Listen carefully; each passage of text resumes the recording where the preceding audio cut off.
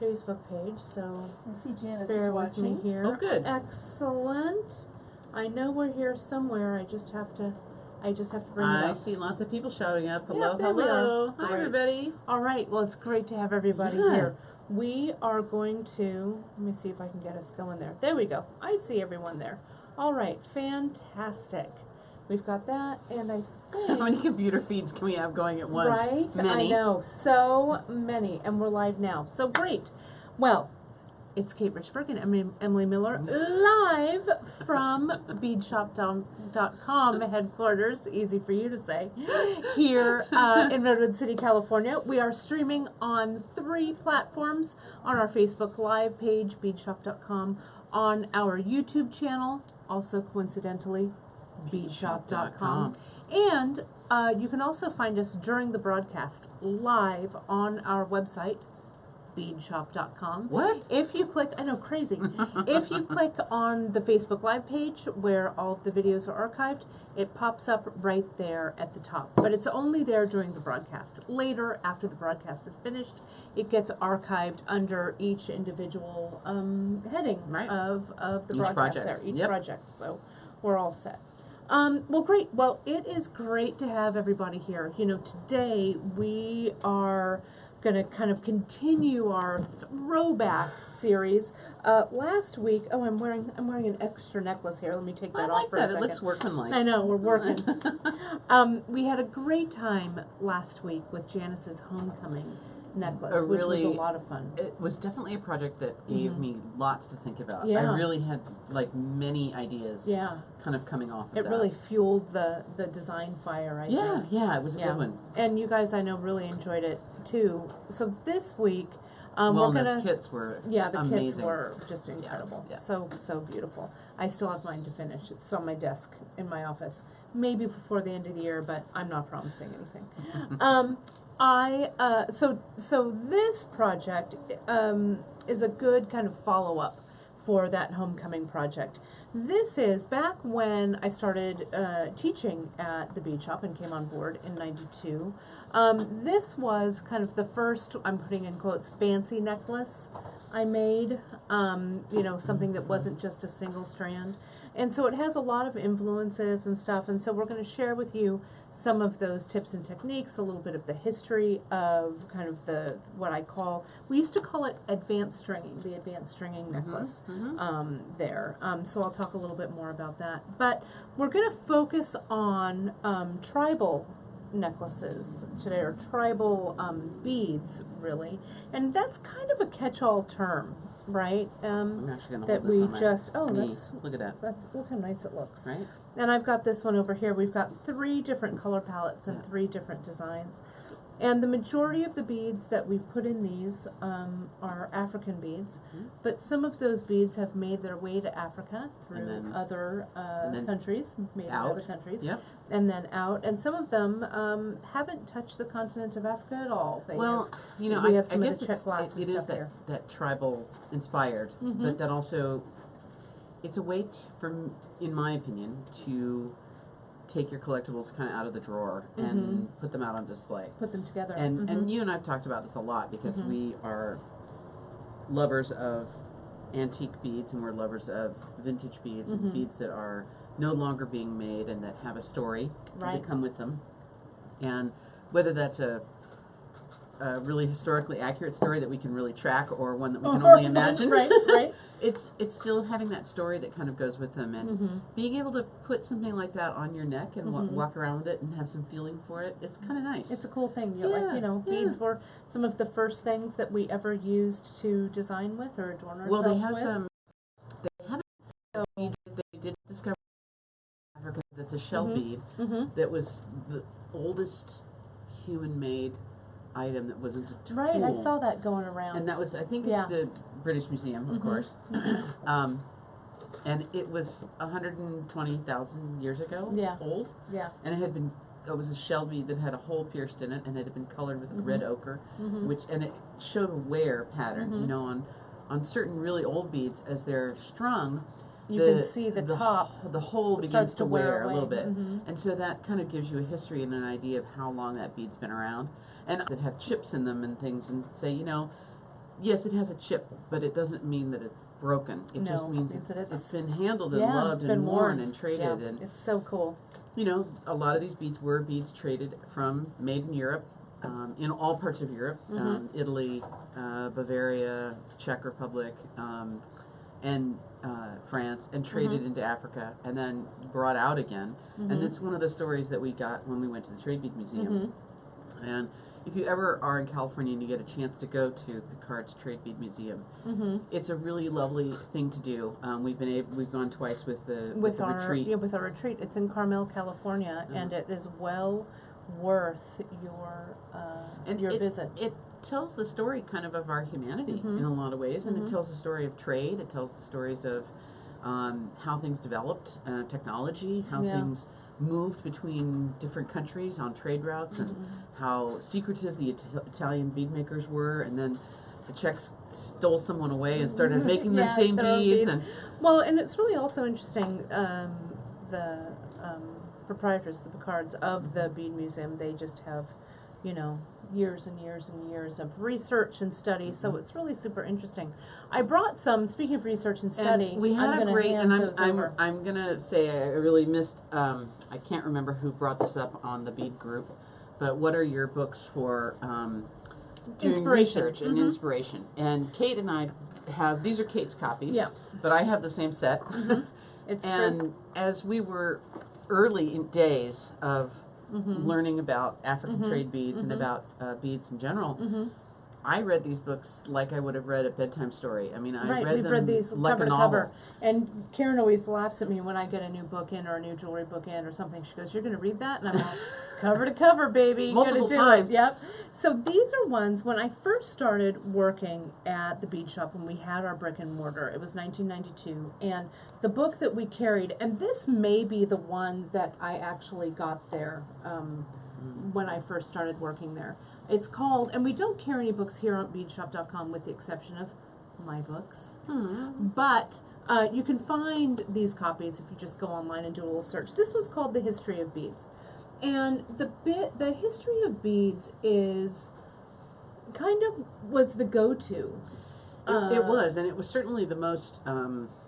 It was the one that had the most information about how technology was developed for making beads, and how those beads traveled around the known world, and what they were doing before glass was invented in different parts of the world, and how beads moved around. And it's absolutely.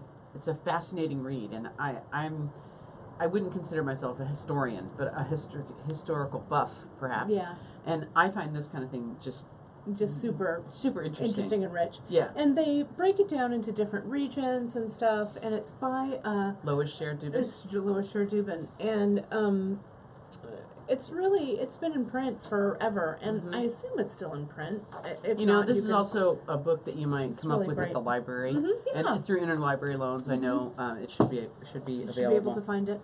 And then one of the other beads that are books, I'll hand that to you. No, to Robert's book. Robert's book next. This is one, you know, some of you may know and love Ornament magazine.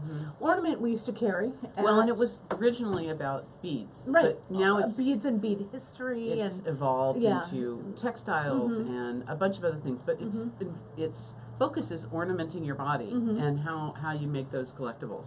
And so Robert wrote a book. It was in the early 90s, I think, this book came out, because it came out not long after I started working at the shop. And so it kind of takes some of the best of Ornament magazine. I feel like I got this book directly from Robert himself, because he used to come to our store. The Bead Societies and stuff as well. So, you know, it's photographed in classic Ornament magazine style, and so this is another really great one. Again, I don't know if it's still in print. Here's the carnelian. But here's the beads. carnelian. Where's your bead? And I did want to bring this. It's so funny that serendipitously it opened up to this page. I also brought the very first bead, and some of you guys, I think I have this written up on the Bead Shop, the Bead Table blog. It's the very first bead that I ever bought behind the counter when I worked. I just started working at Bead Shop. Janice, at that time, we did have a lot of tribal beads, a lot of vintage beads, and so this is a carnelian bead cut probably in Germany or Mhm. Eider Eider Oberstein. Oberstein. And then used. So mined in Brazil. Mhm. So carnelian coming from South America, going to Germany to be Mhm. cut, and then traveling to Africa, and then traveling back out of Africa Mhm. back to the United States. Mhm. And if you look at this bead, that's actually the shape of a shadow. Mm-hmm. It's It's my beloved shadow bead. It's a cornerless Yep, cube. it's a cornerless cube. And so that's really So the shape funny. of the shadow. But all these beads all came from the same area. Mhm. And you would find these used to be fairly common, these bicone faceted Now barrels. not so much. Not so much anymore. Mhm. And these are the ones you'd find with some chips and some Mhm. dings. And they've been around a Mhm. while. And they've been through hands, many Yeah. hands. And so I've had this in my hand since 1992, but it's an older, this bead probably, I don't know, somewhere between 150, or 100 years to probably 50 years old. You know, probably is my guess. Terry Lynch is just asking Mhm. a quick question if there's magazines out there that we still recommend. Mhm. I really love Ornament magazine still, and it's yeah. still available. You can still subscribe to it. You can Mhm. still get it at the Barnes & Noble or Mhm. your bigger booksellers. Mhm. Or you can subscribe right to it. Yeah, you can get it in the mail, old school, have the So, mailman bring it to you. So this is just a great one. I love Absolutely. it. And then, of course, the last but not least, it's something that we also used to carry, and this really cemented my love of tribal, beads Mhm. from not only from all over the continent of Africa. From north to south, really. Well, and I one of the things I love about this is that I Mhm. also have a fairly, and you do too, a love of textiles and Mhm. seeing African beads as art in a Mhm. book and an illustration is one thing, but seeing them with the textiles on a person's body Mhm. in situ in their native Mhm. space is really to me inspiring, Mhm. and it does give me ideas of inspiration of how I might Mhm. use something or what colors I might put it with Mhm. or where it came from, and Mhm.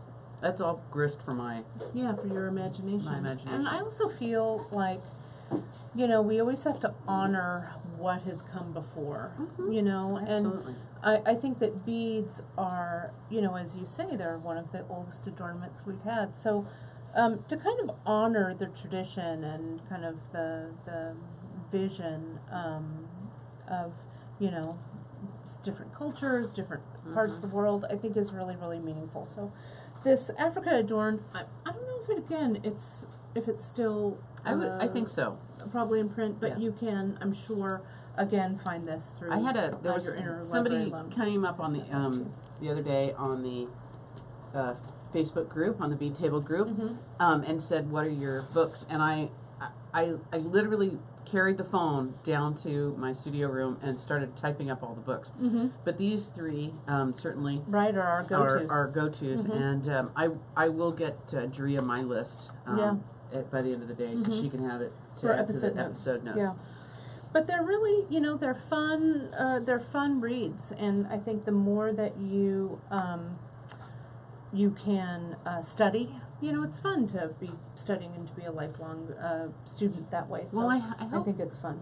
I guess I have always lived by the idea of use it or lose it. One, Right. and I meant to say this to Faye too. I know who's had some arthritis issues kind of coming up, and was told not to quit beading.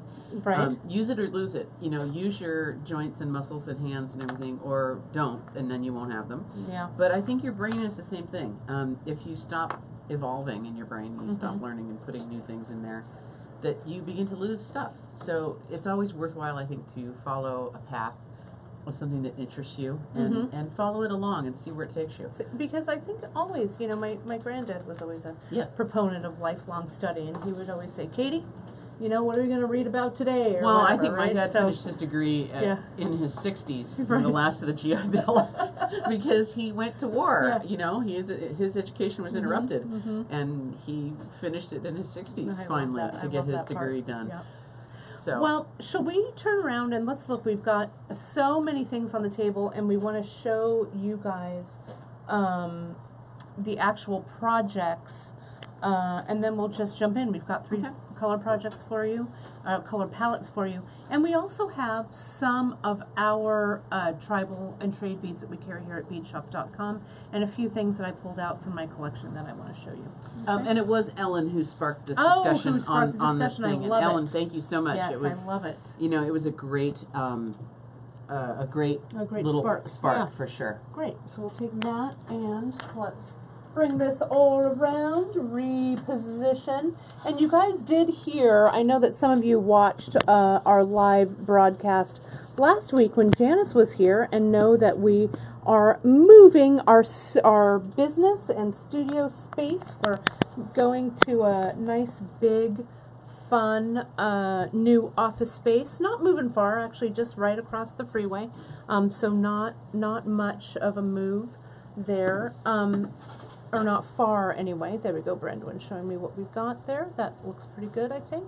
But one of the great things about what we're doing there is we're going to have a dedicated Facebook Live studio. So I haven't seen the space. So I'm no, you're going to go. super Emily's going to go excited. see it today. It's I'm going to be super really excited fun. to go see it. So our move, you guys, just to kind of keep you clued in on what's going on. And Brandon, when you want to take the beadshop.com off of the screen, to keep you guys clued in, we're going to be moving mid-January. So our first Facebook Live broadcasts in the new space will be at the end of January. It's going to be so exciting. So we can't wait. We're going to continue to keep you informed of everything. It's going to be pretty amazing. So let me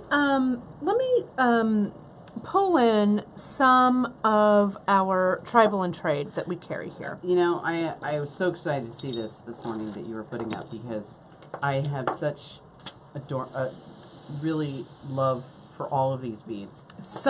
Deep love. Deep love. and I know Janice does too. Yeah, because and she that's kind why. of came from this Thanks. same position, her mother being an antique dealer, and she being in the business. You know, she came from the same sort of love. I appreciate these beads when there's a little flaw or a little worn spot, or, you know, I loved reading in all the in the books about how some of these beads came to be, and how traders learned what was popular, and what would be appreciated as trade goods, and you know, those little things kind of give you a deeper appreciation and a deeper history background for some of these beads. of what we, and you know, one of the things when I came back to Bead Shop, one of the things that I was so happy to see was that Janice was still stocking a lot of these great beads. You know, and you know, these beads at some point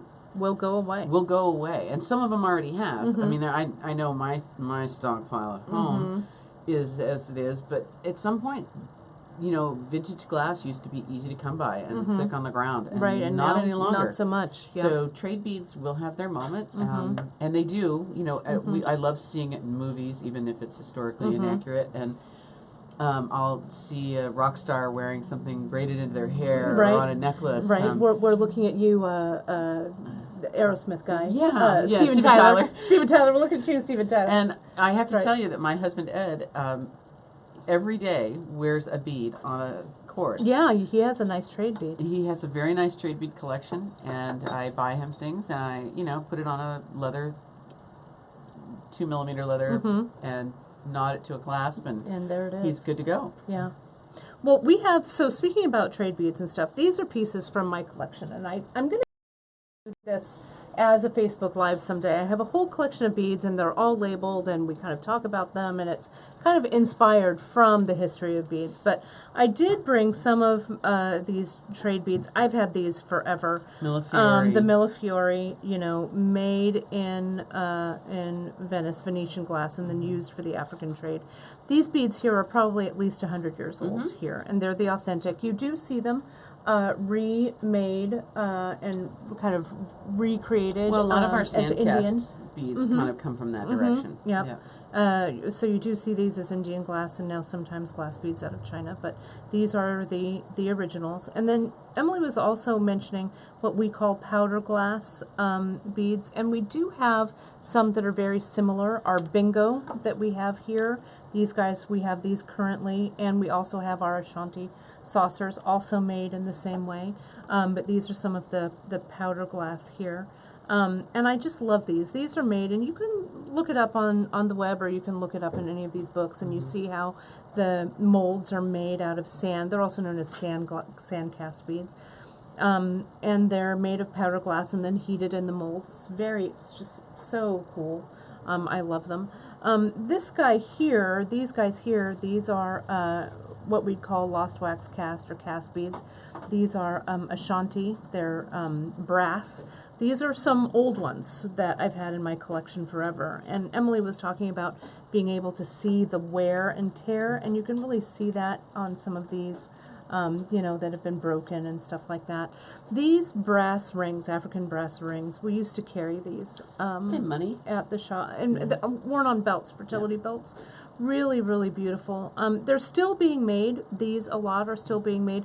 You can tell the old ones are much heavier. Much thicker.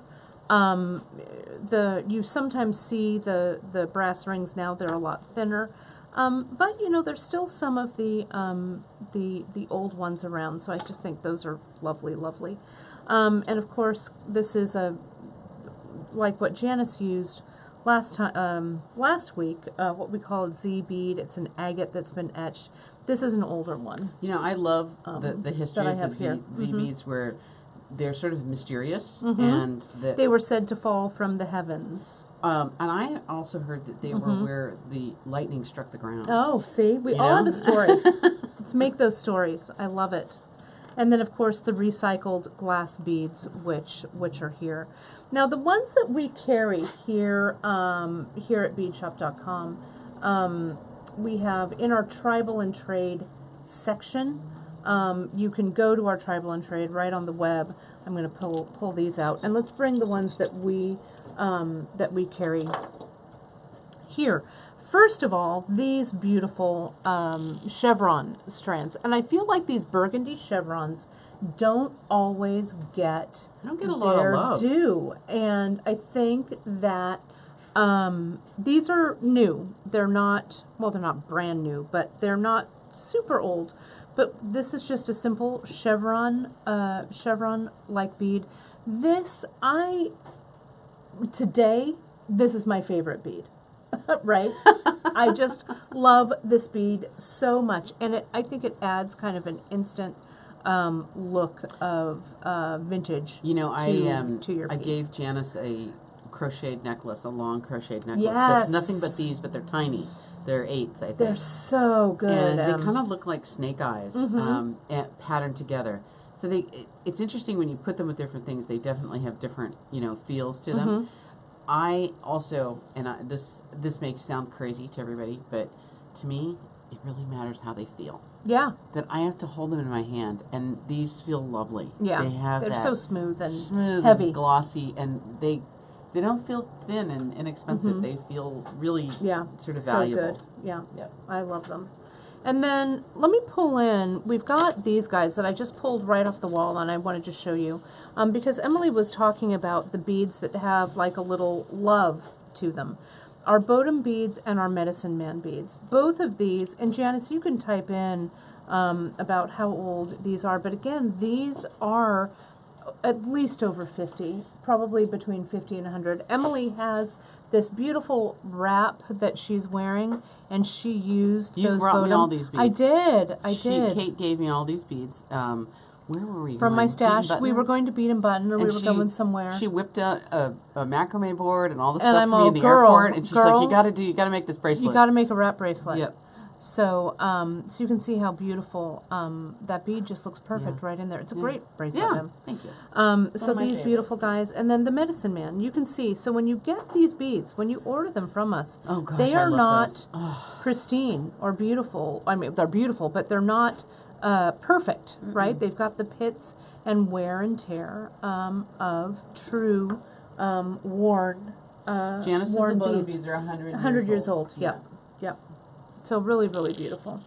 So, so we're going to, so let's look at also, these are some of my favorites here. Oh, yeah. The blue currency and the Russian blue, these blue Yeah. glass. Again, also very old, probably in the 100-year-old range. So these are beads that the Russians literally brought to the Americas over from the West Coast for trading, and would trade with the Native Americans here, and that's where they got that name Russian blue. And they come kind of in a variety of styles, but always in these really beautiful Rich blue colors. Yeah, and you can see them also in long bicone shapes, all kinds of stuff.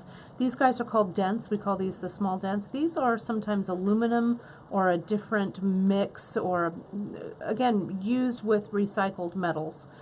So you're never quite sure what the metal is that these are made of, but I love them so much. Yeah, aluminium-ish. Aluminium-ish. Right? This is a bead that I adore, that I don't think anyone loves as much as I do. I think I'm alone in this. I actually really love the glass version of this. And I do too. But you love the brass one. These are called a snake spine bead, made to look just like snake vertebra. And you know, one of the things that is interesting about old beads is many of the older beads were made to emulate something in the natural world, because a vertebrae from an animal is a natural bead. It has a hole. And you do still see the snake vertebra beads. Yeah, absolutely. Yeah.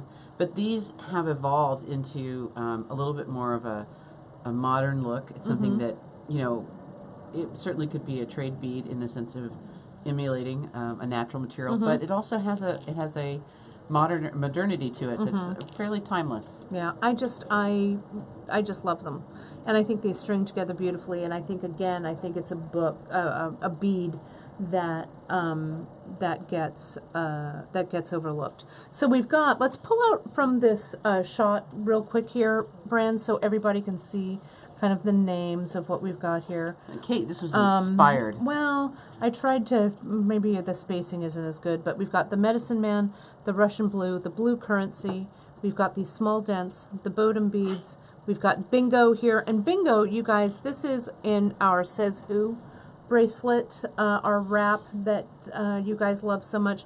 We weren't able to get this bead for so long, and it's finally back in.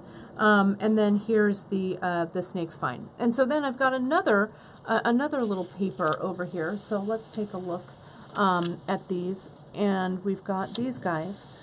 Again, old. Trish had a quick question about iffy concerns about lead content in these older beads. You know, Trish, as long as you're not ingesting these beads, I think you're really okay. Yeah. On your skin surface, your skin's a great protector, and I think for the most part you're going to be fine. There are actually some Czech glass beads that were made with a little bit of uranium in them, uranium glass, and you may have seen that in like a vase or a bowl or something, and they glow in the dark, and they will actually set off a Geiger counter. So what we're looking at here in comparison, no problems. Yeah. We've got this circle of bronze, which again is that kind of traditional Ghana style bead. I love them. And they usually, you would see them worn just like we were weaving them last time. You can see them kind of laid out I have a bigger one version. after the other. Yeah, Emily, I was noticing you are wearing your... I found some of these at one of the beautiful. bead shows and put them on my bead crochet. They look just beautiful. Right? I love them. It's a little bit bigger version. Yeah, bigger version. Old Cameroon. This is a classic. We would call this the bicone, the brass bicone bead. It's just so good. I love them. This again, it's a classic. These are old. These old Cameroon that we carry are old. This one is an old, it's called old milk glass. They've been worn and worn. They originally were probably Czech glass or Italian glass. And I think definitely they were made to emulate agates. Agates, yep. Something that was hard to come by consistently. And I was just looking to see if any of these showed any kind of wear on the holes. They don't. But sometimes the holes will be different sizes from end to end. And so it's something to always kind of notice when you have older beads. And we do have, there was a question, we do have the Medicine Man back in for now. Yeah, all of these ones that you're showing here, you have. We have in Yeah. stock, yeah. These are Hebron, these are old, and the way you get them, you either get them in packages of 3 or 4, just depending on the size.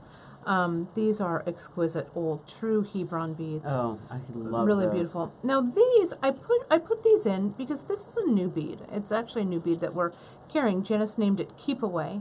And it's just a wound lampwork glass bead. Again, modern bead, but made in the spirit of an old tribal bead. Yeah, and certainly which is great. really fits in extremely well. Yeah, really beautiful. Yeah. And then, last but not least, this may be one of my favorite beads that we carry. These red talisman, what we call them, the red talisman. Vintage red glass. These might have also been called a red skunk bead. Yeah, at some skunk point. bead, that's right. And I agree. I there's something that I really bonds to me about the polka dots, and that it's a very playful sort of bead, you know, and it's bright. And a true vintage. These Yes, are a true yeah, vintage. These are true vintage, just like the Medicine Man and the Russian blues and the Bottoms. Yeah. And you can see here on this, again, old milk glass, old Cameroon, circle of bronze, red talisman. This one's called Keep Away, and then the Hebron. And if you go on to beadshop.com and you go for our tribal and trade section, you'll see all of these up and running. Okay, so they look good. Janice, see if you can link the Medicine Man, I was just gonna go look. and Emily's looking too to make sure that it's up and visible. So we've got that. Okay, so now let's actually look at the projects, you guys. Okay, that's a little bit of your bead history for the day, anyway. Let's look at now moving forward the necklace, and let me take off the necklace that I'm wearing today. This is a piece that I made, I don't know, a while back, maybe in the last 6 or 7 years that I made. And remember how Emily was talking about how, you know, showcasing your bead collection? Well, these are beads. It's actually called Red Talisman. Oh, it's called red, no, I'm sorry. no, red Sorry, talisman sorry. is the I got the wrong dots. Yeah, it should be there. We'll find it. I know it's there somewhere. So this shows some of my collection of old beads. I've got some old trade beads in here. I've got some old carnelian. This represents years and years and years of collecting. But again, this is in that style. Reload, looking for that Oh, Medicine good. Man. It was published. Well, Yeah. now it's published. So now it's up. Good thing we pulled them off the wall. But this has just a mixture, kind of a mishmash of these are like little lampwork daggers here. I've got some old Thai silver. I've got some old brass and very, very old amber bead. So this was in kind of that advanced stringing style that we're going to share. So this is one that I thought I would pull from my stash and just show you guys because it's kind of a little bit of bead history for me. So I translated this into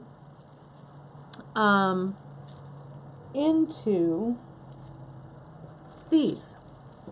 Okay, so this one is called, this is Tamala, and I've got this guy over here, which one's this? Oh, it's gone This right out of my one's- head. But let me I get have it. it Hold right on. here. I think maybe you have the list. Yeah. That's Tamala. This Uma. is Uma. And then this one that I'm working on over here is called Asha. Asha. This pink version. And so I found, so the kind of the story behind these 3 designs was that I really wanted to recreate this advanced stringing kind of project, okay? And I found these wonderful brass centerpieces made in the style of those vintage Ashanti pieces. And I thought to myself, well, let's get this ball rolling. So not only did I find these, but I also found these delightful, these bone beads. And Emily, you have, I'll take some of those, I'll take these. We have 3 different flavors of the bone. And these have been aged, these guys, and then these brown ones here, and then we've got the bleached, the white over here. And I thought, and so this was my start for these, okay? You know what I love about these bone beads, and this is kind of the technical side of things, they're actually really lightweight. They are, very. And when you begin to put a necklace like this together, weight is somewhat of a consideration. Keeping it short is helpful because it helps it ride on your collarbones rather than on the back of your neck. But these do not weigh as much as they would if these larger beads in them were glass or metal or anything else. And it is a great consideration to think about. They also are super good neutral, and they settle some of this color down just a little bit, I think, and make it more comfortable. And these are cow bone, and they are a byproduct of, you know, I know when we start to talk might about be water buffalo. yeah, it could be water buffalo, could be cow. Use the whole. Yep, they use the whole everything from, you know, the beads are made out of the bones as well. So, you know, everything is being used. Oh, sometimes a horn. Yeah. Yep. And so all of that is used. So so I thought that I would divide these up, and so that was the base. And then I said to myself, let's start to play around with different color palettes. So I knew that I didn't have all the time in the world to string this. So I sent 2 off to Emily. So Emily strung these 2 here. This one, which is called Uma, and this one that's called Tamala. And the 2 of us created our pieces trying to find the same end strategy, but we came about them from 2 different ways. So I'm going to clear this off, and I'm going to have Emily talk about this color palette and how you started it, Em. Sure. You know, one of the things I like so much about working with Kate is that we both have a lot of similar history, and we both have a lot of similar work ethics. And so when we sit down to create something, even though we might be miles apart, we are still working kind of on the same sort of theories. I did start. May I have my tray from Sure. over there? And let's focus on M on this side. I'm Okay. gonna You're gonna have that one over there. I'm gonna string like I mean to it. see where I Yeah, perfect. Yeah, that's fine. Okay. Perfect. I will You know, zoom in. Kate and I talked about, I don't know, 2 or 3 times about these, and I really was working kind of on my own up in my, my mountain Erie. Make this happen. Here, take these. And we had some mail going back and forth, and and something's not going to work going back and forth. But we really did come together on a beautiful project, I think. Really, It really did beautifully. Yep. And I did want to mention, you know, just getting back to the bone beads real quick, the animals were not killed for the bones to make the beads. The bone is a byproduct that then has been used of the meat industry, and then have been used to create the beads. So nothing was they weren't stocked for. Oh no. For bead making. No. But they this is not letting anything go to waste. Exactly. Sure. Yeah. Exactly. So I did start another necklace with the same color palette, but I used a different pendant on this one, just out of sheer orneriness. I think I did the triangle and the square pendant, and I didn't get to do a round one, so here's my round one. So there's your round. There's my round one. Right, and you can mix and match, Yeah, you know, absolutely. from different things. You know, Kate, For sure. Kate tends to work in a bead soup kind of idea, and I don't work that way. I can't. And you can also mention, Emily, the stringing material that we're using on this This is a straight seal-on. the regular seal-on. Yeah, so this is the biggest of the seal-ons. Do you have enough space there? Yeah, I'm fine. And I tend to do a little bit of planning ahead of time. since I had limited beads, I was not at the bead shop while I was doing this creation. I decided to separate my beads into halves. And this is a little bit like you guys did last week with the homecoming project, is that whatever beads I had, I made some, I set some aside for the second half of the necklace. So you didn't use it all So at I once. didn't use them all at once because I was stringing 4 strands, 4 necklaces here, and I wanted to have these beads kind of be dispersed fairly evenly. I also, if you noticed Kate's project, she actually started from the button end and worked her way around. I did, and you can see that right here, and I'm going to talk a little bit about that in a minute. That would make me crazy, so I didn't do that. Well, I have strung, you know, I have strung so many of these that I knew what my overall effect is. With you guys, maybe if you're just starting out, stringing these. No, can I? No. Can I? No, that's for the other half. You can't put it out. Well, I'm just. That's why it's there. Okay. I was looking at the screen. They were a little shiny. All right, take it easy. All right. I want to open them. Don't open them. All right. Sorry. Leave it alone. I even took my little trade beads here and divvied them up into little piles so that I could spend them across the whole necklace in sort of an even way. Yeah. Now, if there's 5, one side's going to have 3, one side's going to have 2. Yeah, no big It's deal. just no getting around it. But for me, starting a necklace of this complexity, starting it in the middle makes a lot more sense. So I started with my 4 threads, and I did a little tiny bit of macrame to kind of position this pendant in place. And I simply used my little clampers to attach it to a board so that I could hold 2 strands in the middle and macrame with the other 2 strands on the outside. I cut generous yard pieces of my thread, so 4 generous yard pieces, so that's fingertips to nose and maybe a little scotch more. And I went ahead, macrameed my knots. Maybe I did 4 full knots here, 8 half knots, and put my pendant on, and I'm ready to string the rest of my beads. And one of the things that you were mentioning was kind of like as you go along and you're stringing, you're like, oh my God, I'm kind of hitting a wall a little bit, most right? definitely. Because you are actually stringing 4 necklaces, right? All at once. So what I did was just... I don't want to stop your flow here real quick. People are asking questions about what these beads are. Okay. Can we go over what these are real Absolutely. quick, and then we'll go in. We have And again, it's a all nice pile of beads here that someone tried to mix up. I know, I'm sorry. Messed up. It's all I messed up your flow. Yeah, totally. They're all on the website, beadshop.com, under this chunky tribal collar. And again, this one's called Uma. Here's the West African mix in earth. And this is one that, it's a smallish tube. If you really like it and you want to add more color to your piece, get 2 tubes of this. But I simply divvied it up, putting all of like with like, and then split it in halves. So, and I set half aside. And so to keep myself honest, I actually put it in the bag and put it to the side.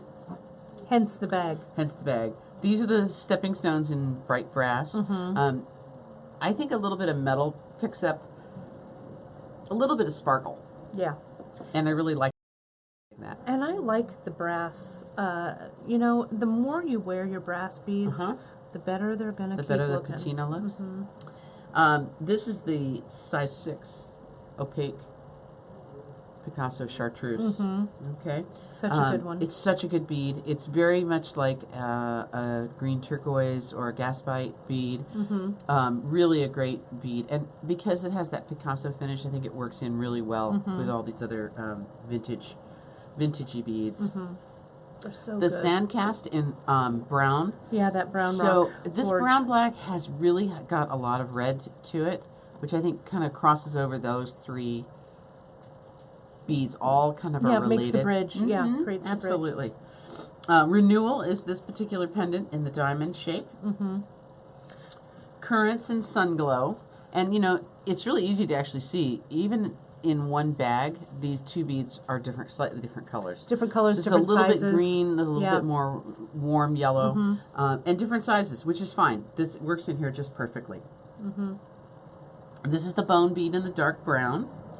Again, these do vary quite a bit, and I'm not always a big fan of taking the whole strand apart, but in this case, you may want to do that to You kind of pick and choose. pick what and works. choose a little bit more, saving some of the big fatter beads for in the main part of the necklace and some of the skinnier ones at the beginnings and ends of each strand. And then the Ashanti saucers in leaf green. I have become big fan of the Ashanti saucers. I really like everything about them. Yeah, and there's that sandcast. Right. You know, it's a sandcast bead. And you know, these have, The holes are giant. the holes are giant, and they have kind of a knife edge to them, which is really nice. It's actually a little bit different from oh, tell me this one again. Oh, the Tides Out. Tides Out in indigo. Yep. The Tides Out That has that recycled rounded glass. edge, and they really look quite different, although they're both kind of a saucer or a disc shape. Both of them with large holes, both of them of that recycled glass, which is also a little bit on the lightweight side, which is kind of nice. It's not as heavy as some of the other glasses could be. Now, as far as supplies,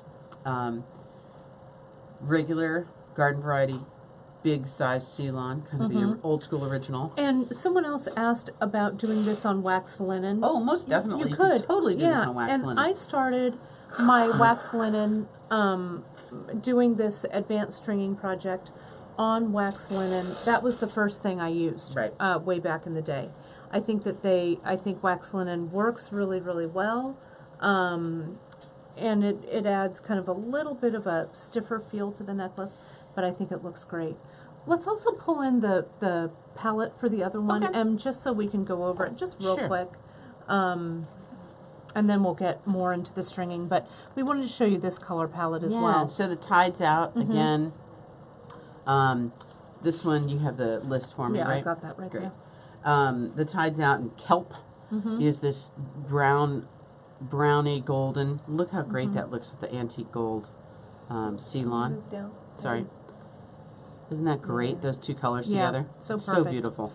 And then again with the light brown dyed bone bead. And I'm moving down. Sorry. I'll slow down, Brandon. I'm sorry. I'm jerking myself around too I'm much. trying to zoom in You so trying to people keep can up? really get Good. the details. Yeah, and everything. absolutely. See how nicely these guys blend together? And here's the dark black. Yeah, that black rock, it's The beautiful. black rock. It's Fantastic. really good, right? Ashanti saucers in nearly Barely, mint. yeah, barely mint. Yes. Again, it's white with a slight undertone of green. Yeah. Very, very slight. It's hard to see it when it's by itself. And actually, if Brandon, if you want to come over here to this little pile of them, it actually shows up, I think, a little bit better when there's a bunch When of they're them all kind of all together. together. Yep. And then we've got these guys. These are the West African mix in nature. Yes. Again, I divvied these up. And the slice of life in the brass, really pretty. That big one. Love those guys. Sorry, nothing's right next to each other. Oh, perfect. No, And of then course the not. Picasso Right. The transparent saffron. transparent saffron. So gorgeous. Really, really pretty. And I think that with all of these beads that we've got here, you guys, these different color palettes, and even with our tribal and trade section, you can go ahead also and follow the recipe Sure. and choose your own adventure. Yeah, and this was basically a choice of about 8 elements here. The other elements that you bring in, things like thread color, buttons, which we forgot to get, buttons. Oh, yeah. That's right. Those are all elements that you can mix and match and play around with as well. You know, we could actually make a button out of one of these bigger sandcast beads too, if we wanted to. The button that we used for yours, that Uma, that's the Say Cheese button. And then this one over here that we used on the Tamala, this is the tattoo. Right. I love the tattoo. I do too. I think it's gorgeous. Yeah.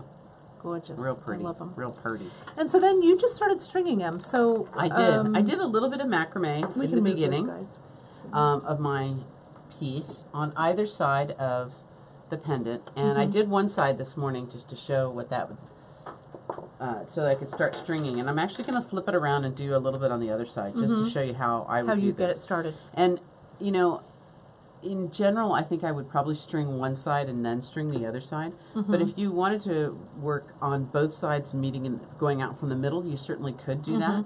I'm just going to flip all of this around. I'm going to unclamp it from here and move it down to the other end of the board. So I have actually 3 or 4 clamps kind of available to me, just so that I don't lose any of the work that I've done so far. But I'm just going to slide it down here and clamp it again so that things are kind of in place. And rotate this around. And if I really feel the urge, I can move this over here so it's sort of held in place. So now things are kind of stable again. Yeah. You know, it's really nice to be able to work when things aren't slipping and sliding or falling around. I tend to work on boards like this all the time, fairly flat, or on the design mats that we use for seed beading. These Velux mats are also really nice to keep your beads from kind of getting away from you. I'm going to just pick 2 strands, and this could be any 2 strands, and it might not even be the same 2 as on the other side. I'm going to clamp these guys in place. And if you wanted to, we could slip a spool under here just to give us a little work room. lift, yeah, absolutely. Get rid of those extra threads. And then we'll go over mine. When Emily's done, I'm going to go over everything I've got over here. So we'll go through the palette and everything you guys. And I'm going to so just hang do a standard macrame knot, doing your P's and Q's here. That first one might hop up into the opening, the bail of the pendant. That's okay. You know, putting things through the pendant where the pendant will slide around on them is a little risky. They may be dirty on the inside of the pendant, and that dirt will come off on your thread. So I always kind of like to either keep it kind of on the outside, my thread on the outside, not let it move around. Or if you want, you could slide some seed beads in there under the bail if you wanted. Because it's a pretty generous sized hole. Yep, the bails are very nice. So it's really a quick few knots here. And then that's also helping, I think, visually to give it a little bit of room in between the bail. I think it needs a when little air. Emily starts the when she starts her beads. So it gives it, you know, just a nice little taper. And adding a little bit of fiber, you could also, in the body of the necklace as you're working, you could even substitute some of this macrame up in the body of the necklace as well to incorporate You it could in. absolutely pinch these together, you know. If I was going to do this again,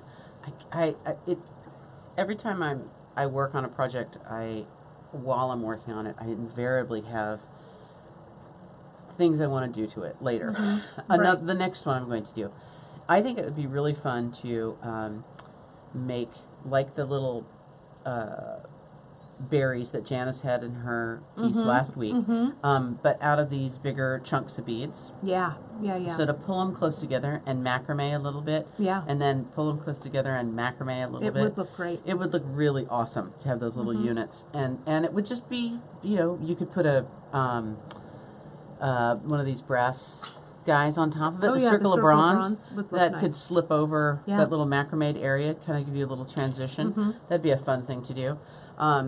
So at this point, I'm ready to string on the other side, and I simply use all 4 of these strands of thread as each as its own strand, and I don't worry about the length or anything of them at this moment. I'm just going to go ahead and string. Now I do like to begin by having a few beads to graduate this out a little bit, and I will try to pick my bigger accent beads to fit into one another as I go along.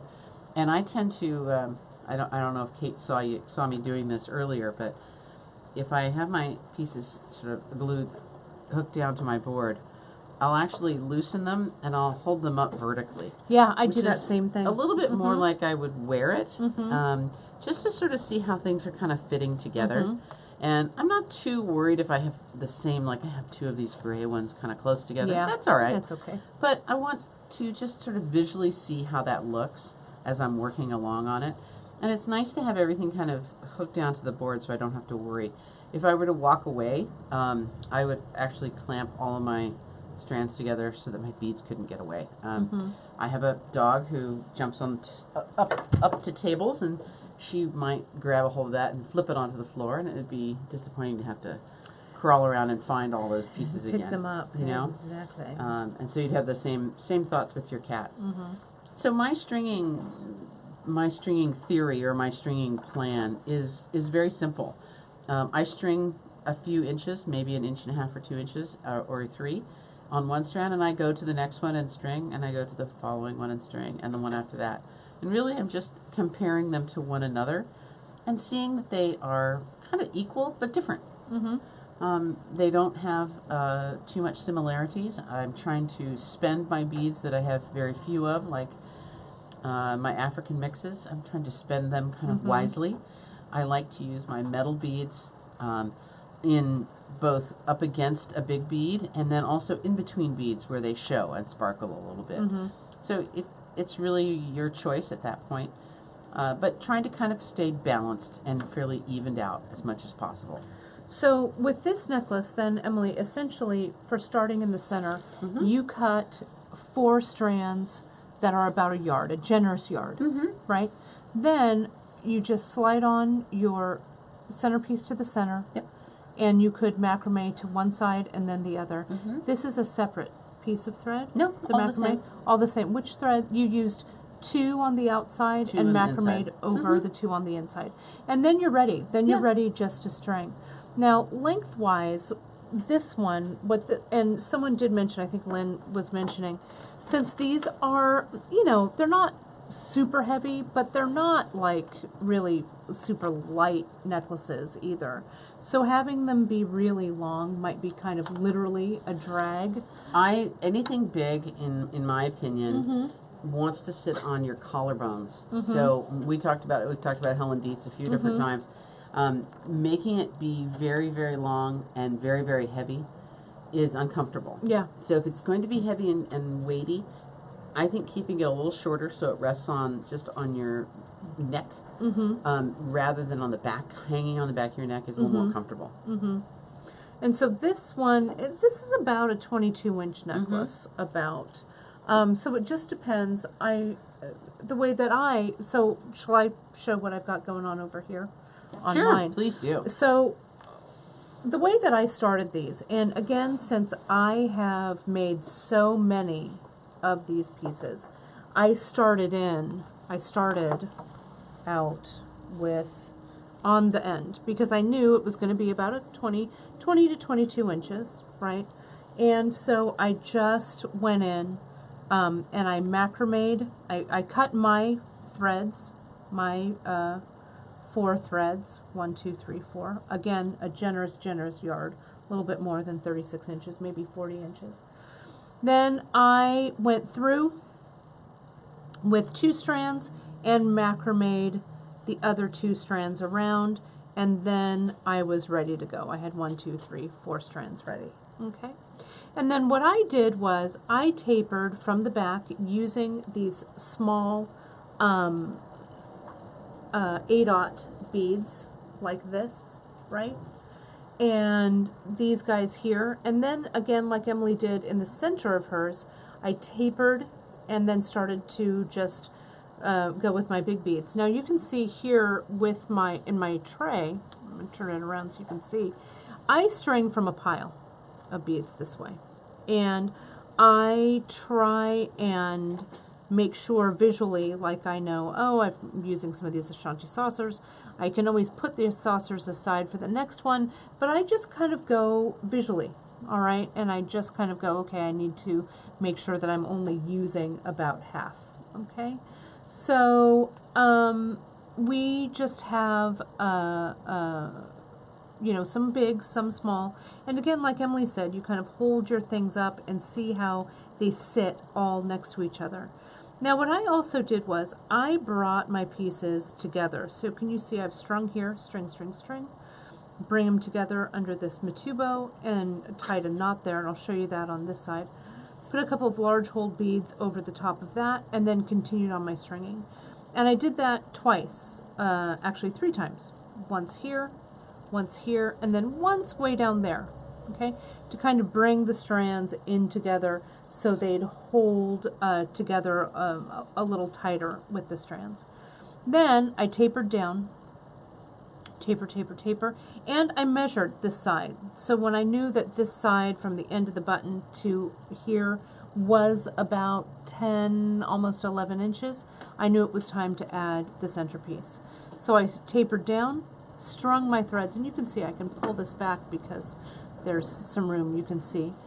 Tapered it, went all the way through, and then came and started coming up the other side. Now what I do also when I'm stringing this way, I use that little trick that I do with the zap glue, and I stiffen the ends of my threads, Oh, I so meant they're to like say, needles. I didn't do any stiffening on my Yeah, ends. you didn't. You just strung. And you know, you can or you don't have to, but I like to do that because I like these to be kind of stiff as I'm working with them. Okay. If I were doing that with the wax linen, I wouldn't have to because the wax really helps you stiffen, so it's good. You don't have to use the zap. So I want to show you here, as I come up, you can see I tied a knot. Let me pull this out of the way. So what I did was, you can see that overhand knot that's just here.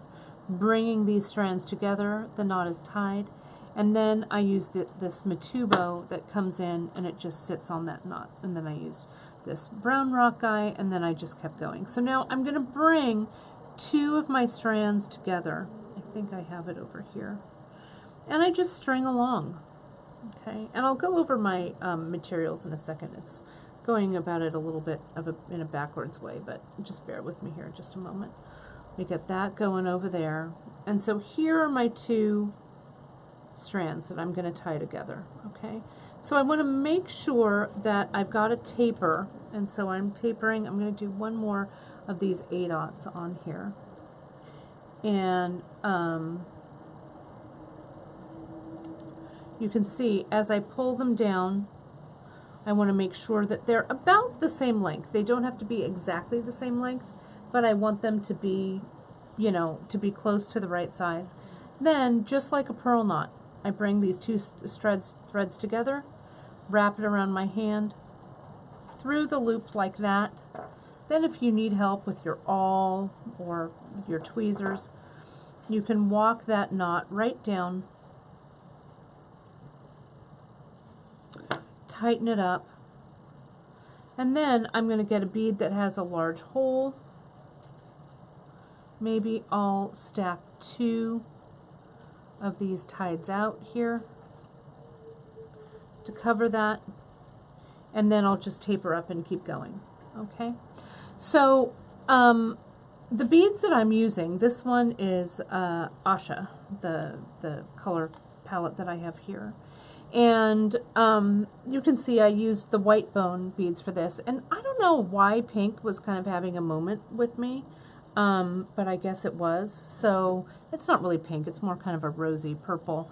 But I thought that we have this AB, again, that little tiny chevron, but this has a little bit of an AB coating on it. And I thought I'd make a bead, add a bead that was a little smaller, so that's that guy there. And then I used a 6/aught, and that's the Duracoat Silverline Dark Lilac that I have here. That's this here.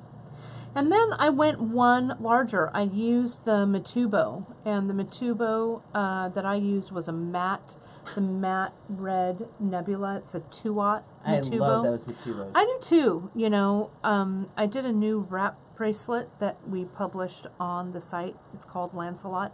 We use the Matubos in that. I think it's great. And then I wanted to use the Ashanti, so I threw in with this purple, kind of this funny purple, this mustard bark, and I think it looks really great with it. I used that brown rock, and then I used this guy here. This is a ebony wood, and then the silver inside. It's called No Ending. Really very traditional African bead, beautiful, and I think it really adds a lot spaced around in there. I used our recycled glass. This tides out in mist, and I also used the round currants, also in mist. These round currants have been matted, so these are the shiny glass, and then these are the matte. And then for my brass choice, I chose the pebbles in bright brass. Again, Yeah, those are a good one. Yeah, too. it's a good one. And so just kind of varied each of the brass that we used in each of these designs, and you can mix and match and, you know, figure out what you like. And then I used the round pendant called Circle of Life. And so in the button that I chose is this guy here, just our Bali button.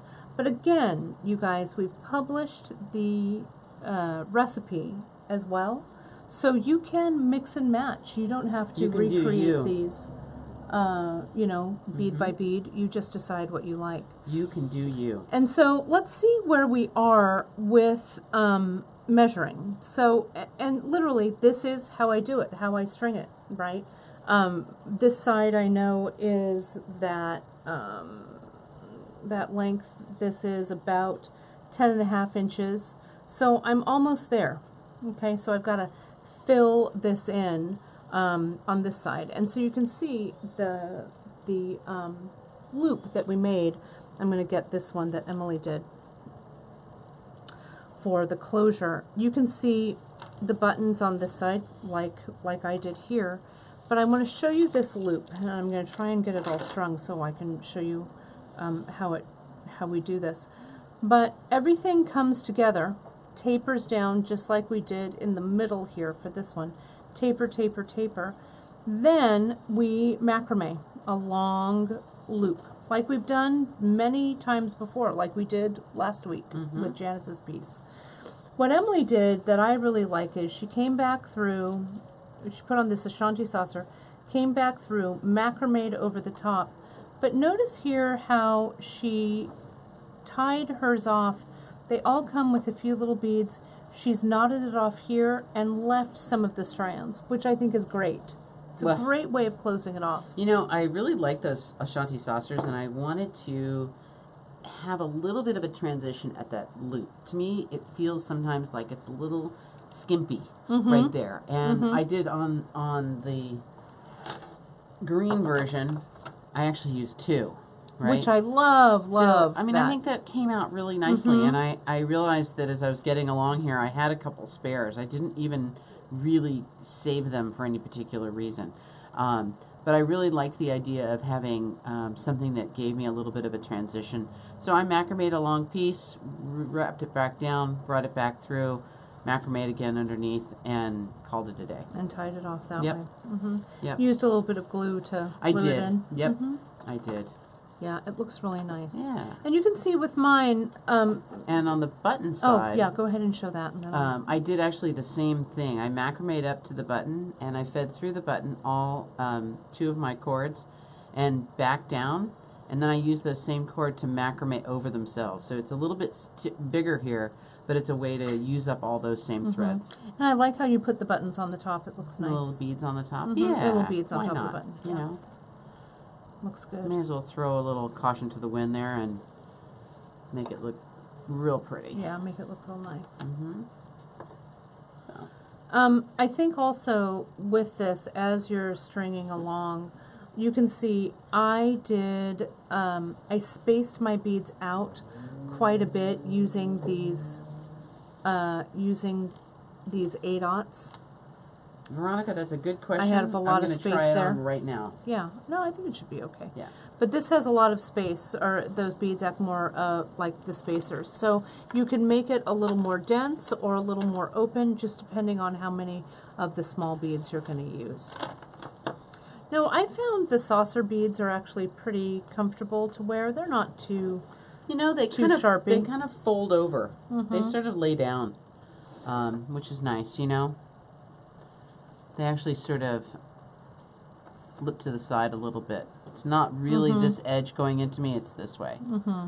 But thanks for asking. That's an interesting point. Yeah, I love those saucers. They're great as ending beads. They're really nice. And then, as far as the closure goes, too, if you don't want to use a button, you could use something like a toggle. You know, it just depends on what it is you want to do. Oh, and I would use a bead as button. You could use a bead as button, especially something like this, right, Em? Yeah. That milk glass. Yep. Or one of those chevron beads would make a really great button as a clasp. And how would you do that? You would just string through all of those? You could do it a couple of ways. Uh-huh. You know, if you had let's try this one here.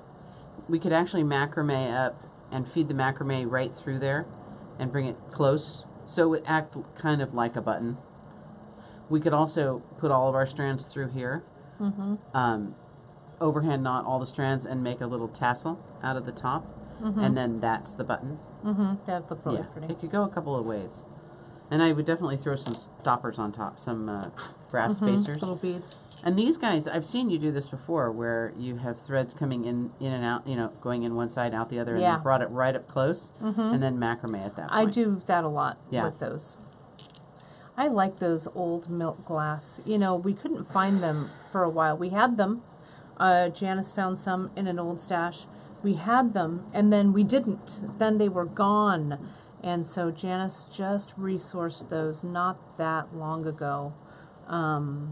So pick them up while you can, Yeah. because again, these truly old beads, Some of them won't be around. they forever, won't be around. Yeah. You know, and I really love the stash of beads that I have at home, and you know, it used to be that you found old beads all different places. You know, sometimes you went to the flea market and there was an African trader there, or you know, you went to a bead store and they had just run into somebody who had a bunch, and we just don't have the sources the way we used to, and they're just not as much around as they used to be. So you can see how I've come with these tides out, the tides out saucers. I put two, one on top of the other, and now I'm just tapering out of there, coming out, and then stringing down. So I'm really close. I'm going to hold this up, kind of like Emily was saying earlier, just to kind of see how things move together. So I probably have about this much to string. So I'm going to string like I mean it, so I can show you how we close this up. And you know, Kate and I talked about this earlier before we came on. There was times when we were stringing these necklaces that I felt like I had strung a lot of beads, and I needed to take a break. And you have. You've strung 4 necklaces worth of beads in one necklace. And it's okay to take a little breather and kind of walk away from this and come back.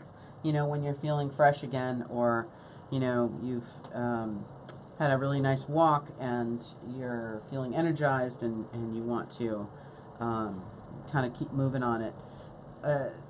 Something like this is not an afternoon necklace. No, and I like to string for a while and then move to the next strand. You know, I'm not going to string 8 inches or 9 inches of beads and then string 8 or 9 inches on the next thread. I'm actually going to string, you know, 2 or 3 inches at a time on each thread as I work along.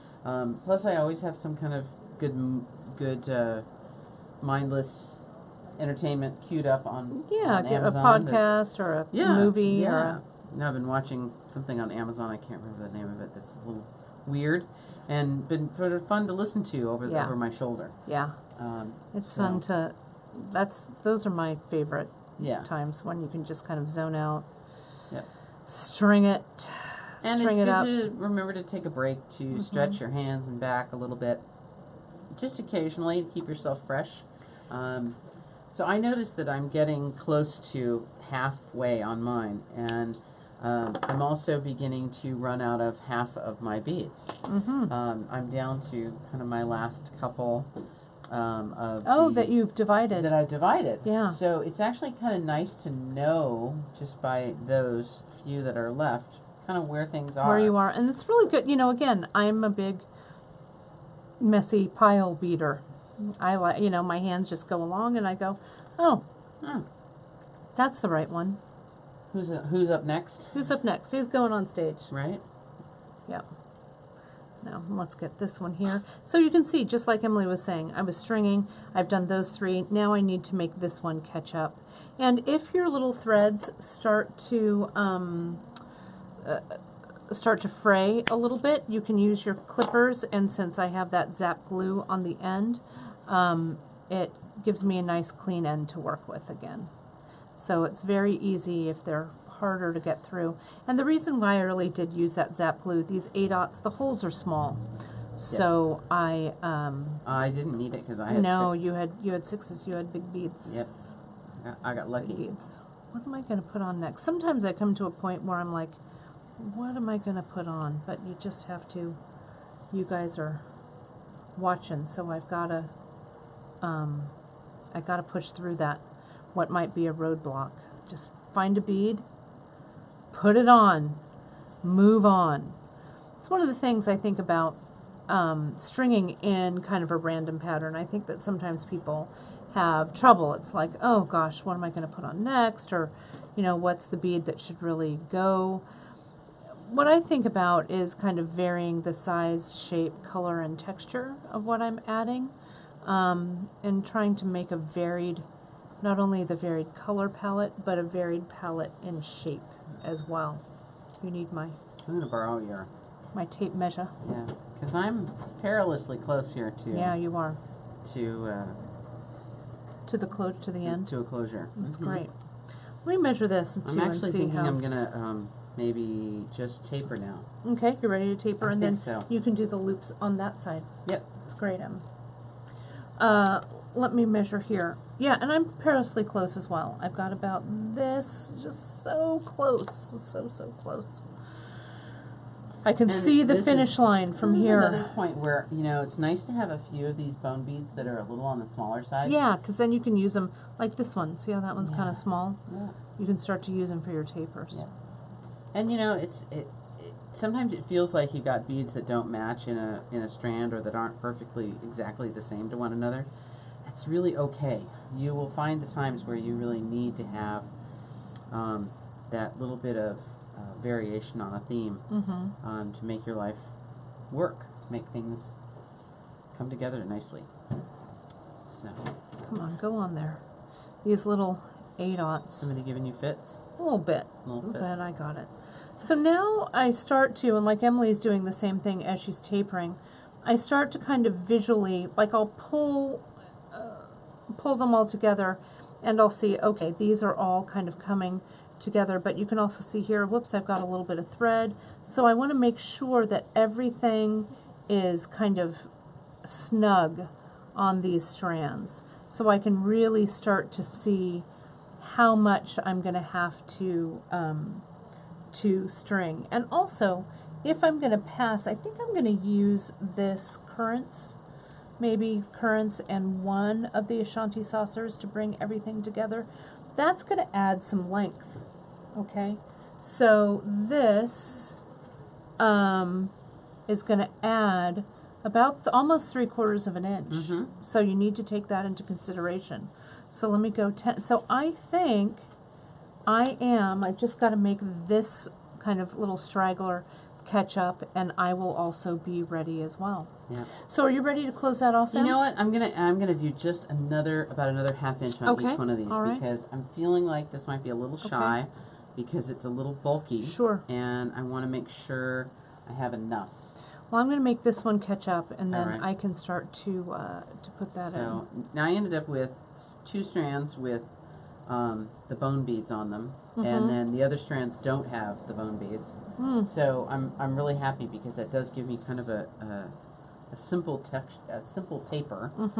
And I'm just going to use 6s and my brass spacers There to we fill go. that up a little bit. That's on. So And then I'm going again, to hop up and get a button. do it. You want one too, or do you have a button? No, I've You got have button on this side. I'm going to do the loop part So on this I side. tend to So put you'll my- put the button on. I Good. tend to put my button on first on a project, Yep. mostly because then the loop I make matches that button. Matches, yep. So you can see I've got my button on this side over here, Right. and I'm going to pull this. So now what I do, and it also helps me to kind of make sure that everything is sitting correctly, I'm going to gather all of these up. So I've got all of my ends together. Come on now, there we go. And I'm going to, let me get all of these out of the way so we've got a clean visual. I'm going to throw my Ashanti on. I'm going to throw this currants on like this, and I'm going to use them to kind of pull everything or tighten everything down. And those are pebbles that you're using? The brass? The brass, those are pebbles, yeah. Yeah.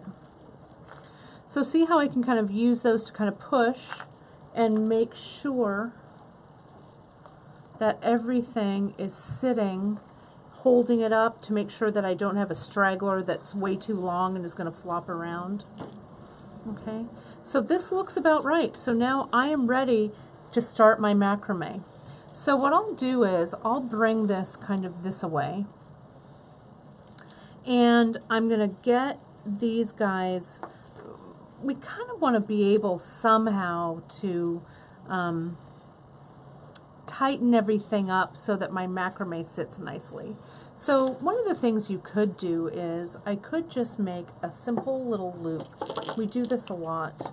I'm going to use my Ceylon, create a loop around. I'm going to corral all of these guys together, kind of. I'm going to tighten all of this up.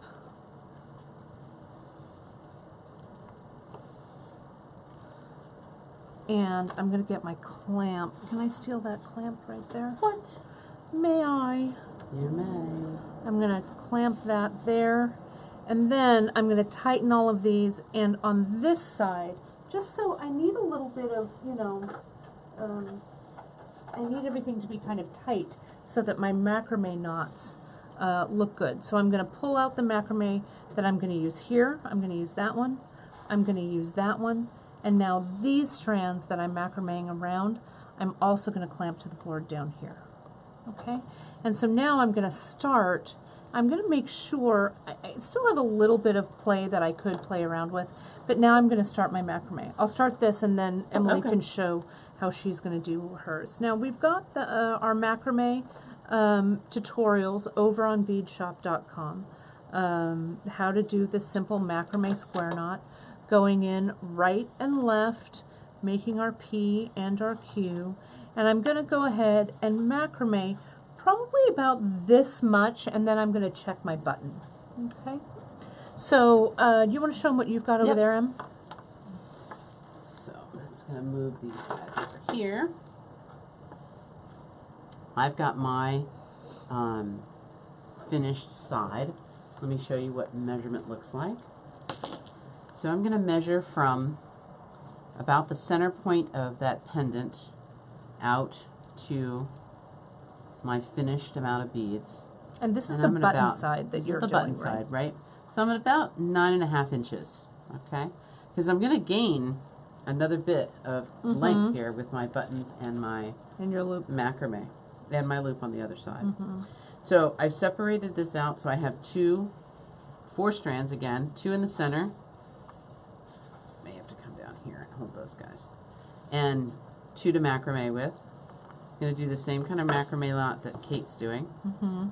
Sorry, Brandwin. Thank you for the notice. I will move up. Yep, no problem. I should have clamped this down a little. Do you need another clamp? No, I should have just moved everything up on the other end a little bit better. But here we are, and here we are. Here you are now. It looks like little reins.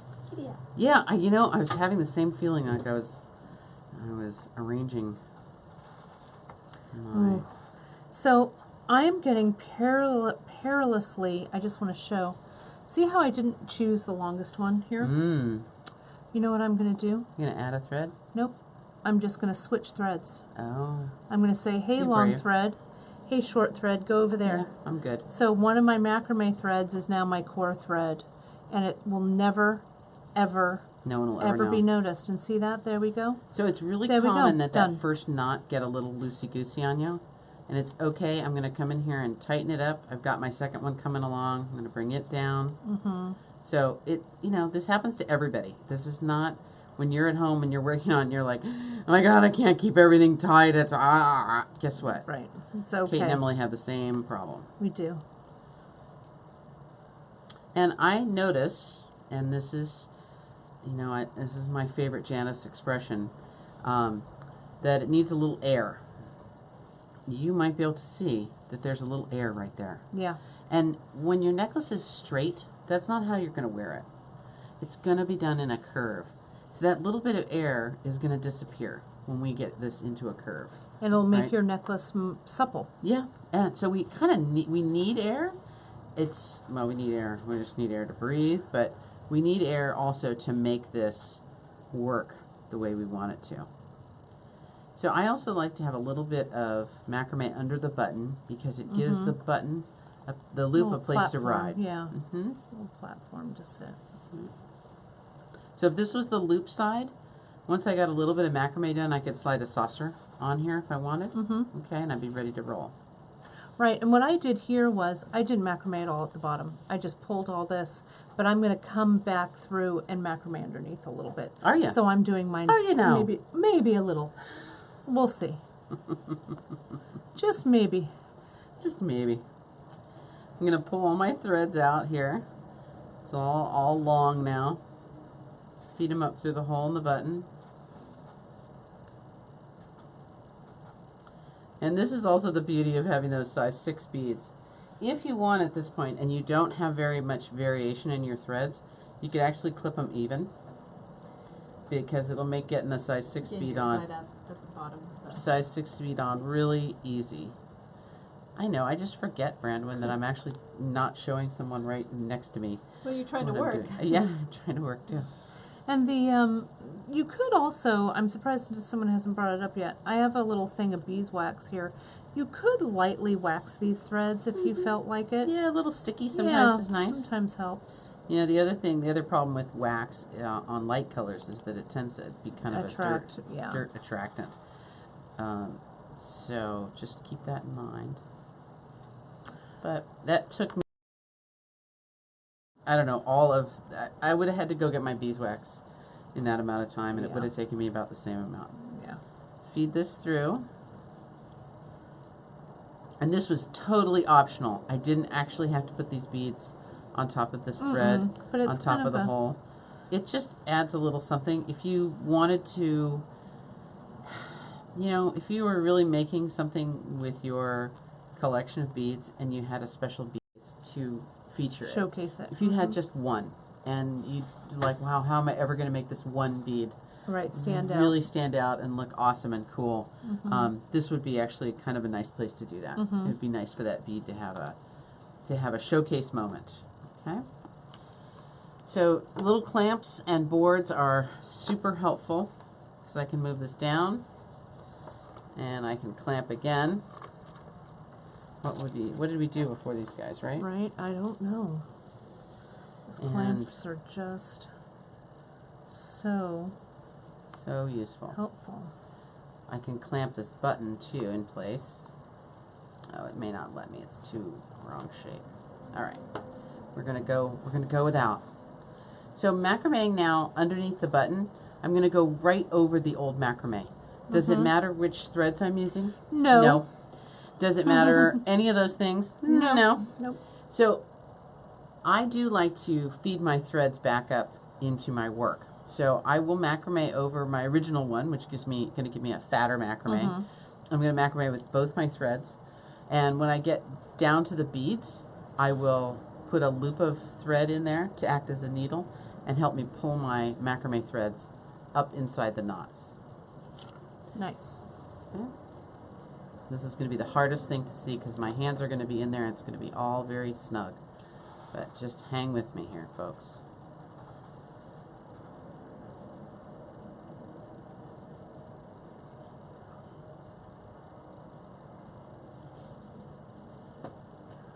Yes, just hang on. Hang on. There we go. Looks good. So getting that first knot is sometimes the futziest one. Where's my thread? Okay. There it is. Okay. There's one and done. And I'm going to go for another one. And that's backwards.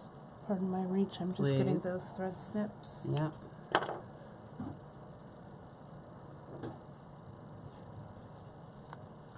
Reach around, grab that thread. You know, I love Kate's idea of before you finish, take a breather.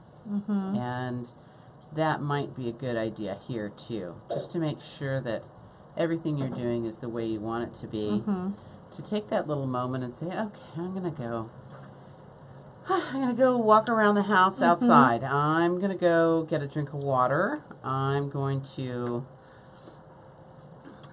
I'm gonna sweep that one room. Right, that We one. got both Mimi and That one Leah room. said at the same time crochet needles. I don't know how you would use it. Crochet needles, crochet Crochet hooks. hooks. Crochet Yep. hook. Oh yeah, yeah, yeah, absolutely. Yeah. Absolutely. There we go. Great Okay. minds think alike. Mhm. You guys. And I know you tried to secure the You could button, but it also- didn't. Yeah, it didn't want to hang on. Yeah. You could also do like some big eye needles too. Sure. Would also work. Sure, absolutely. Do I have trouble? No, I don't have trouble. No trouble. I got by. All right. So let me hold this steady for you so you can see kind of what I'm looking at. I've got about 3 full knots, so 6 half knots going here. And I think what I'd like to do on my next 2 knots is to hide my thread in. Mm-hmm. So I like the easiest way I find to do this, and you can do this with a needle if you like. You can do it with a different colored thread. You can do it with, I think we've talked about dental floss feeders. There's a bunch of different ways you could actually do this. I find having just a little scrap of thread of a different color makes life much easier. So I just took a piece of Ceylon from Kate, and it's about 10 inches long, maybe. And I'm going to make my next knot. Before I tighten it, I'm going to put that in the knot. And what it's going to do is create somewhat of a small needle so that I can pull my ends into and under the knots that I'm making. Okay? So it locks it all in. Yep. So here's my loose knot. I'm going to take the loop that I just created and feed it under. Like that. And I'm just going to ignore everything else. Pretend it's not there. It's not really happening.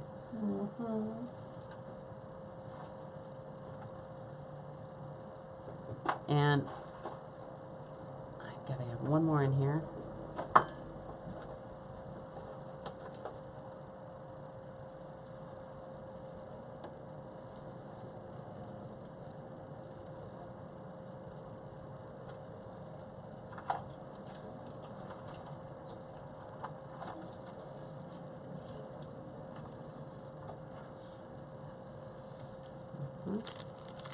That looks great.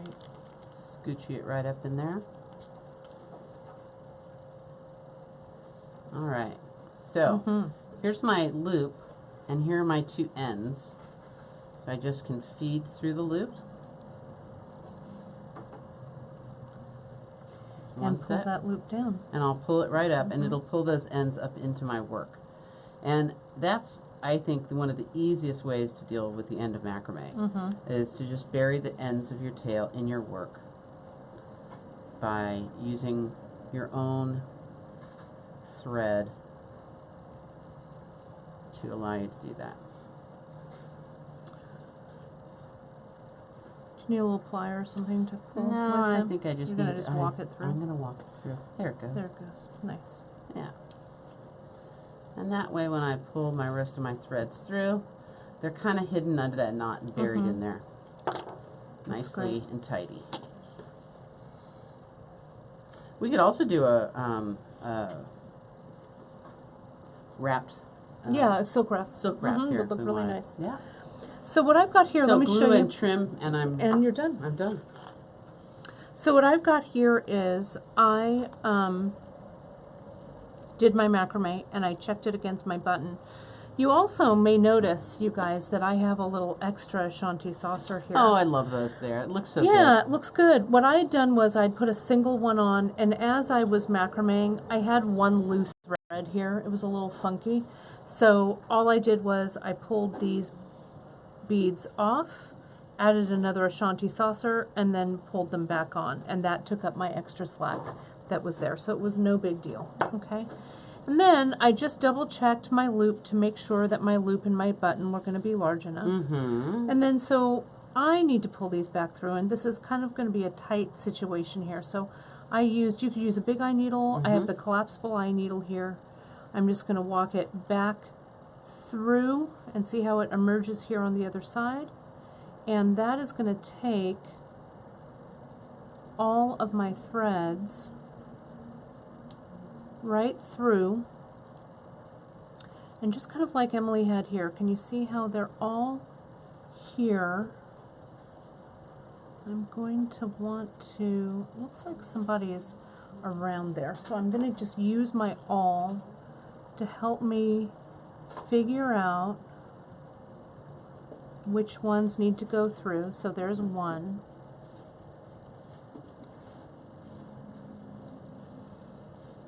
Let me loosen that up a little bit. This comes through. There we go. So here's one. We just have to get them free of the needle. So that's one. There's two. There's three. And here's my fourth. Okay? And the needle can now come off. And now I just want to make sure that everything fits correctly, that my loop and that my macrame loop isn't twisted, right? I want it straight on. And again, I check it one more time because I could take it out and macrame it again if I needed to, a little bit more, but there it is. See how that's going to sit just like so. Now what I'm going to do is I'm going to simply separate my threads like this. So see how I'm underneath here, underneath the Ashanti saucer? I'm going to tie a half hitch and then a full square knot. So right over left and down. Now I'm going to turn my necklace over so these strands are coming around. And I'm going to tie right over left and down. Really carefully. Now, nice tight knot. Before I do my second knot, I'm going to come in with my zap. Could also be hypo tube, GS hypo. But I've added a little bit of glue just right there. And now I'm going to go, that was right over left, so now I'm going to go left over right. This is why you cut a generous amount of thread so that you don't have tiny little tails to work with. There it goes. And we're going to bring it all even and down. That glue is on the inside, and I'm going to add one more drop on the outside. Now, I let that knot sit 24 hours. What? Overnight. I do. Yeah, I do too, before I trim my threads. Yep. I don't like anything to be disturbed until that glue has set. Okay, so I'm just going to leave that there, but I'll come in later and use my really sharp snips and cut that, and then that knot will just kind of fall in underneath these strands and never be noticed. And there is our completed lady, just like that. Done and done. Okay. So I know we've gone a little bit over M today. We've had so much to show people. I don't know. Whatever. A little bit, but we just had so much. No one cares. So much to share. We took a long time, right? Well, you know, we're trying we try and keep to a sketch, but we're pretty close. Oh, come on. But look at our mess. Let's see our glorious mess. We're going to go ahead and answer any final questions and sign off. All right, and we can see, let's do one final shot of all three together, shall we? In their glory. Look at that, and there's that other one. Let's get that guy right here. That pretty lady. Mm-hmm. And so you can find, like I said, you can find all of these guys over on beadshop.com under the Facebook Live Boy, they sure are different. Don't they? They really are. You know, and they have very similar beads going on. Yeah. But the finishes and kind of the rhythm of the strung beads, I think, tie them in nicely. So, you know, this really is a you do you moment for these, okay? Because, again, you can follow our color palettes bead for bead, or you can use that recipe and do your own riff. But I'm so excited about these. This takes me back so far. It's great, and we'll put them on. We'll turn the camera around, and I'll put one on. So here you go, Bran. Let me give you this camera. Get everything resituated here, and then we'll make sure that we're all good to go. Let's see, let me take off this one. If I can. Can we do that? Okay, let me fix the brightness and the letter. My other necklace doesn't want to come off of me, Can you just take those off? There we go, thank y'all. Take off that finery. And again, these are a little bit shorter, but I love them. This feels really nice. Actually, I think that's a really nice length Yeah, on you. it's a good length. Yeah. I like it. I like it a lot. It's a nice classic. It feels, and it's not that heavy. The one I was wearing is much more heavy, much more. Well, it's got a lot more metal and stuff in it. It's really good. No, that looks But great. it's a good one. I love it. I like it Very too. nice. Goes with your outfit very nicely. It does. Yes, we coordinated nicely today. Well, you guys, so that was epic. That was epic. There's two done. epics in a week. Two epic. epic. Twice the. Well, you know, It is the Janice holiday. followed Epic up by you. times 2. That's right. Right. We had to do 2 in a row. It was great. So, just to kind of go over what we've done, the projects, all 3 of these, are on our website, beadshop.com. If those of you who are fairly new to watching us on our Wednesday and Friday broadcasts, our Wednesday broadcast is always summed up with what we call episode notes.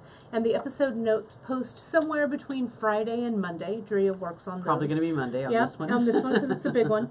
And they kind of sum up what we've done on the broadcast. So I know that some of you actually download the episode notes first and then kind of rewatch. So it's a great way to kind of help you through this project. Drea will list everything. Everything that you'd use is listed on there. So look for the episode notes. If you haven't signed up for our newsletter at beadshop.com, it's a great way to stay in touch with us. You'll know when episode notes are posted. You'll know when we have giveaways and sales and all kinds of great stuff, as well as when our Facebook Live is going to be on Wednesdays and Fridays. But for today, you have some little things here that we're going to share. We did, all of this is, most of what we use today is in our tribal and trade category. So if you use, today's the 12th of December, 12/12/2018. Wow. And midnight tonight, Pacific time, if 12 you midnight. use, 12 midnight, if you use your coupon code TRIBAL25, we'll knock 25% off of everything in our tribal category. So you can pick and choose to your heart's content there. And we have, pardon me, a really special giveaway. I'm going to hand that to you, Em. I'll hold this I'm one. going to take a swig of my coffee here. You need a little... Clear voice for this one. Me. So, Karen, Bless your heart. bless her heart, dug deep today. And she said, I have the giveaway. So what Karen is doing, if you place an order in the next hour after this broadcast, so about 1:15 Pacific time, and you write secret stash in your notes. Karen, when she went to the Picard Bead Museum, she picked out a really special strand of beads. They're ebony and bone. She has donated 3 to this cause. They're so glorious. 3 lucky winners from those orders in the next hour We'll choose after the Let's orders zoom in. come in, and we will plop one of Karen's secret stash beads. We don't have these on beadshop.com. I've never even seen them before. I have never seen those no, before. But they're a new bead to me. They're kind They're of so awesome. delicious. So this is Karen's secret stash giveaway. So in the order notes, you write secret stash. We'll do a random drawing, and 3 of those orders will get one of these beads. I can just throw this right Oh my right God, in it would here. be It'll be great. amazing in that one. I don't know what it's gonna take to get Karen to kick down one more of these for me and you, but we'll see what happens. But secret stash in your order notes, and tribal 25 until midnight tonight. Now again, if you're watching this later on our YouTube channel or on our Facebook Live, I'm sorry that you're late getting these offers, but as I said, go to beadshop.com and sign up for our newsletter, and you will be in the know.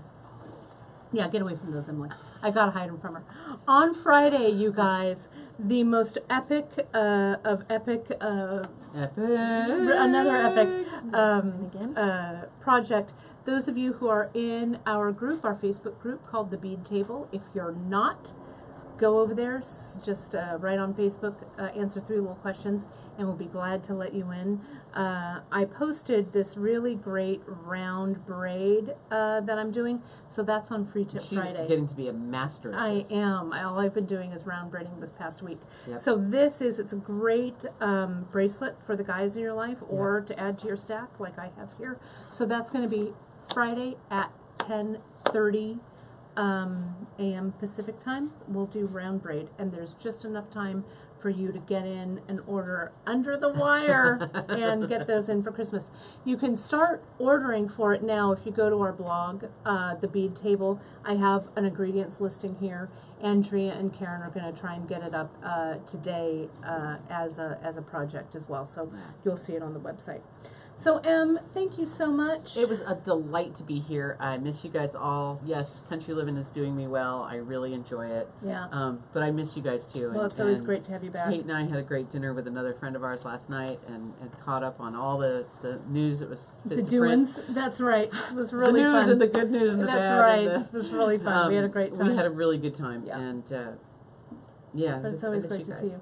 And we will have you back in the new space. Yeah, I know. We're going to go over and see it right now. Yeah, we're going to go over and see it, so you'll be able to see it. And we've got great things planned through the end of the year, so we're not taking our Facebook Live break quite yet. But again, stay tuned to your newsletters, and you'll know everything about the move and all kinds of good stuff there.